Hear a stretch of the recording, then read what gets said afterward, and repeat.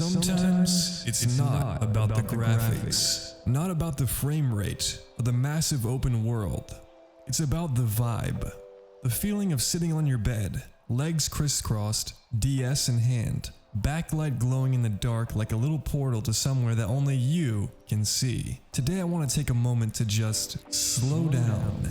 This game, it's not the loudest, it's not even the most popular on the system, but it's special. Maybe it's the music, maybe it's the way the world feels small, but somehow infinite when you're 10 years old. Or maybe it's just because the DS had a kind of magic that we don't really get anymore. So let's hang out for a bit. I'll play, you chill. Just know that for the next few minutes, this screen is our window to another world. And on the other side is a little place worth remembering. I used to think this game wasn't even real. I'd heard whispers of it. I'd see blurry screenshots in magazines, but it didn't make sense. How could that series be on this little screen? And yet, here it is. Roxas, Axel, Xion, Organization XIII, eating sea salt ice cream at the top of the clock tower, like some strange dream you half remember after waking up. 358 over 2 days didn't feel like a normal DS game. It felt haunted, not scary, just lonely, quiet, like something you were never supposed to fully understand. And that's what made it stick.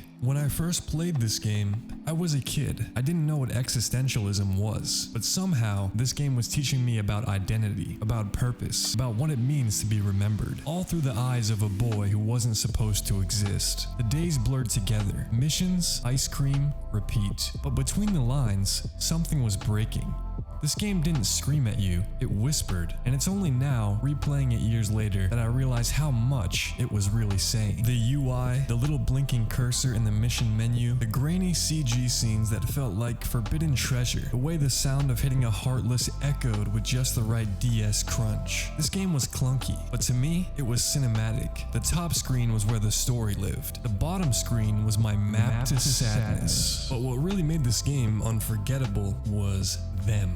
Roxas, Axel, Xion. 3 nobodies sitting on a clock tower trying to pretend that they're real. You don't get big cutscenes or flashy reveals right away. You get days, little quiet days. But they talk about the mission, complain about work, eat ice cream like it's the only thing holding them together. And maybe it is. You watch their friendship slowly form, not through action, but through routine. And that's why it hurts, because you know how this ends. You might not remember every plot point, but you remember that feeling when the trio starts to fall apart, when the smiles get fewer, when the pauses between words get longer, when you realize this little pocket of happiness they made for themselves wasn't meant to last, because they were never supposed to exist in the first place. Nobodies, born from lost hearts, are shadows of people trying to feel something they technically can't, and yet they did. Roxas was supposed to be Sora's shell, the main character of the main Kingdom Hearts games. Xion was a replica, an experiment made to replace him. And Axel, he was just trying to hold on to the only people that ever made him feel human. But the truth started to catch up to them. Xion begins to fade, not just die, but be forgotten, like she was never there at all. Roxas starts asking questions